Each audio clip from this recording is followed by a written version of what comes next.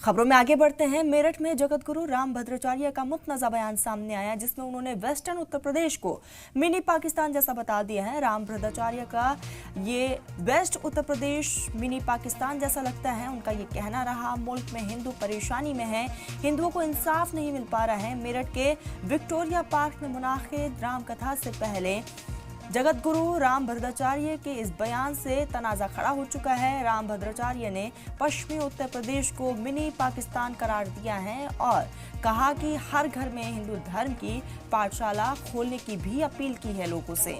आपको बता दें कि पूरा मामला जो है अब लगातार गर्माता जा रहा है और एक बार फिर से अपने बयानों को लेकर सुर्खियों में है। आज हिंदुओं पर बहुत संकट है, बहुत संकट है। अपने ही देश में हम हिंदू धर्म को उतना न्याय नहीं दे पा रहे हैं। पश्चिमी उत्तर प्रदेश में आकर लगता मानो ये मिनी पाकिस्तान है, ऐसा लगता है।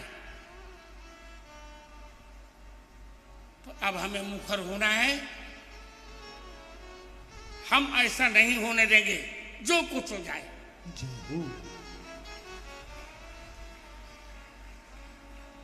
इसलिए अब तो प्रत्येक घर में हिंदू धर्म